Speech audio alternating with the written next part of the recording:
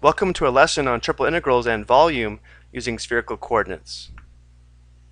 As we saw in the first video, in a spherical coordinate system, a point P in space is represented by an ordered triple rho, theta, and phi, where rho is the distance between the point and the origin, here in green. Theta is the angle counterclockwise from the pole or positive x-axis in the xy plane, here in blue. And phi is the angle between the positive z-axis and the point, as we see here in red. And then we also have to be familiar with the equations used to convert between rectangular and spherical coordinates. Let's take a look at how we're going to determine the volume of a solid using triple integrals in spherical coordinates. Just as we saw in rectangular coordinates and cylindrical coordinates, if we use the function f of x, y, z equals 1 for our integrand, and the limits of integration to find our solid, this triple integral will give us the volume of that solid. But remember, in spherical coordinates, differential v gives us rho squared sine phi d rho d phi d theta, or it's also commonly expressed as d rho d theta d phi. So if the solid region of integration can be easily defined using spherical coordinates, the result is often much easier to evaluate. Let's take a look at our first example. We want to determine the volume outside x squared plus y squared plus z squared equals 1, which is a sphere of radius 1, and inside x squared plus y squared plus z squared equals 4, which is a sphere with radius 2. So let's set this up. Our integrand is going to be rho squared sine phi because we're using spherical coordinates. Let's use the order d rho, d phi, d theta. So rho will be the distance from the points on the inner sphere to the outer sphere. Well, this has a radius of 1, this has a radius of 2. So the limits of integration for rho will be from 1 to 2. Remember, phi is the angle between the positive z-axis and the points on the surface.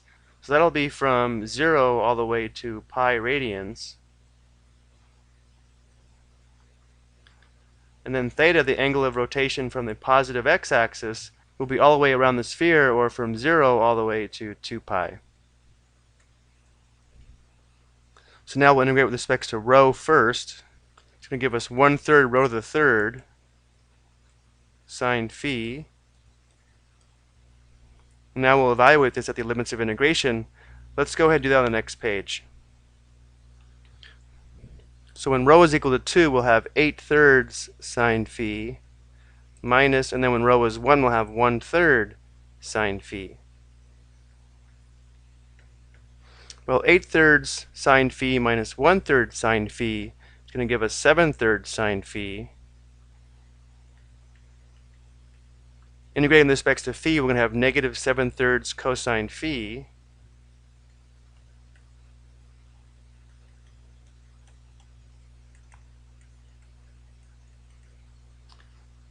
Well, cosine pi is going to give us negative 1. Negative 1 times negative 7/3 will be 7/3, minus cosine 0 would be 1. So we have minus a negative 7/3.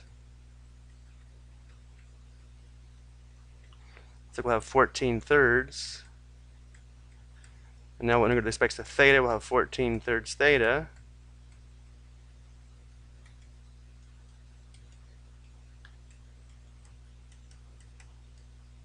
So the end result is going to be 28 pi thirds.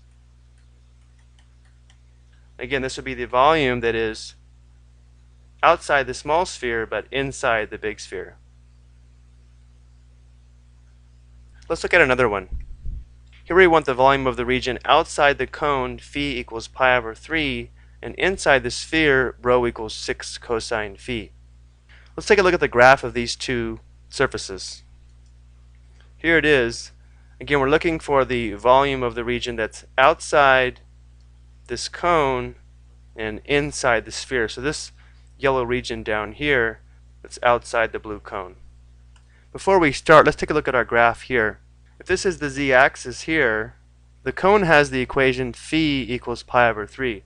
So the angle from here to the blue surface would be pi over 3 radians. So there's a little slice here that we can't see. We're trying to find the volume in this region here that's inside the sphere, outside the cone. So the volume will be the triple integral where differential v is rho squared sine phi. Let's go ahead and keep the order d rho, d phi, d theta. The first limits of integration are with respect to rho, and they actually gave us the equation that rho is equal to 6 cosine phi. So rho is going to be from 0 all the way to 6 cosine phi. Now for the limits of integration for phi, remember phi is the angle between the positive z-axis and the points on the surface. Well, from here to here is pi over 3. We want the region that's outside the cone and on the surface. So the lower limit of integration will be pi over 3, and the upper limit will be pi over 2 all the way to the xy plane.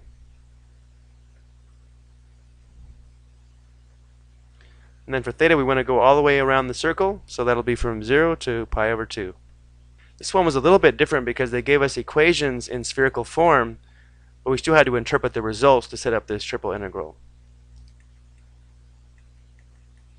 Integrating with respect to rho, we'll have 1/3 rho cubed sine phi.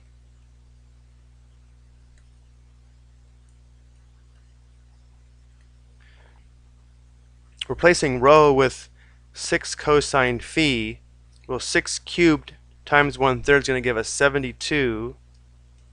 And then we'll have cosine cubed phi. Then we still have our sine phi. And then when rho is 0, this will all be 0. And now we need to integrate this with respect to phi. So let's do that on the next page. This is going to require u substitution. Let's go ahead and let u equal cosine phi. So differential u is going to be equal to negative sine phi d phi. So let's rewrite this in terms of u.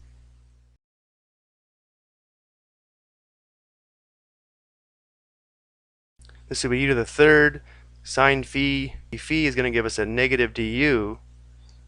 So the result will be negative 72 u to the fourth over 4, 1/4 u to the fourth. That's going to be cosine to the fourth phi.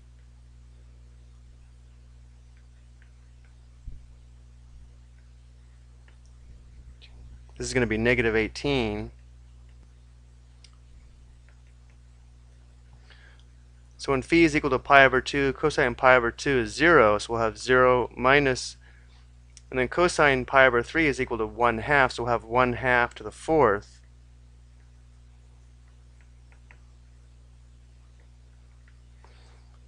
One half to the fourth power is going to give us 1/16. So negative 18 times negative 1/16, that's going to give us positive 18/16 or 9/8. And now integrating with respect to theta, we'll have 9/8 theta.